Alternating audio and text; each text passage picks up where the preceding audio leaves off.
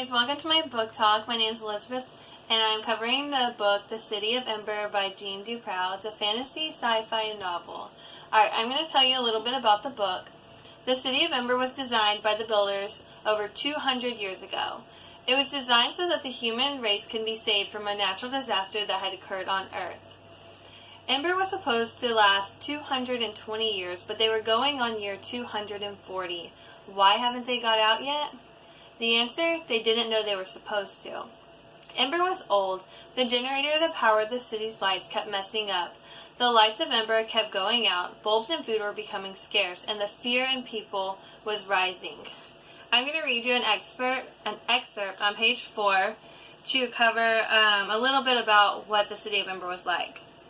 Alright, so it says, sometimes darkness fell in the middle of the day. The City of Ember was old, and everything in it, including the power lines, was in need of repair.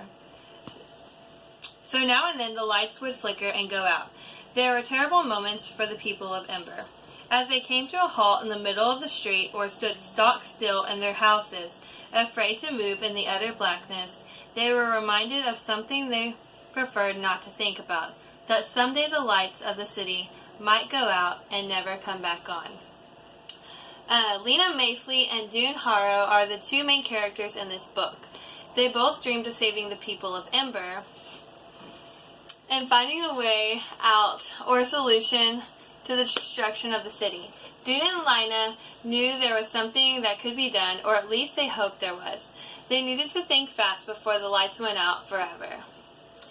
When you turned 12 in Ember, you were assigned to a job. Lina was a messenger who delivered messages throughout the city, and Dune worked in the pipeworks, like he hoped for. In the pipeworks was the generator, which Dune thought he could fix and save Ember. Throughout this book, you will see how they used their jobs to their advantage to find a solution. One day, Lina found a paper that looked important. She made out the words at the top, and they said, the instructions. She thought that this must be an important document, so she would share it with the mayor. The mayor didn't care, but she knew that Dune would. Dune was so enthralled with the paper, he wanted to figure it out. After putting a few pieces together, he discovered the escape was in the pipeworks. The next day at work, he took his map and set off to look for it. They found a door in the pipeworks, but it was locked. Dune checked back another day and it was opened. Inside, they saw the mayor lounged in a recliner in the middle of the room. The room was filled with food that hasn't been seen in years, such as creamed corn and peaches, and boxes of light bulbs that reached the ceiling. This is why the mayor didn't care about the instructions. He knew that he would be safe with his abundant amount of supplies. Dune and Lina reported to the mayor and continued to work together to decipher the instructions that the instructions were saying. They came up with the word boat, riverbank, and pipeworks. A friend of theirs helped them decipher the title, The Instructions to Egress. This meant the way out. Lina and Dune were more determined than ever to find the way out now. Will they decode the instructions before it is too late?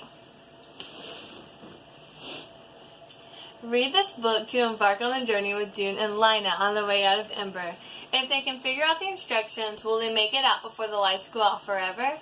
Jean Duprow does a wonderful job keeping the reader on their toes. When I read this book, every time the lights go out, I would get anxious to see when they would come back on, or if they would, especially since the blackouts kept getting longer throughout the book. After enjoying this book, there are 3 more that follow. After the City of Ember comes The People of Sparks, The Prophet of Yonwood, and The Diamond of Darkhold. This book has also been made into a movie and a graphic novel for young adults. Thank you for watching my book talk. I hope that you enjoy this book as much as I do.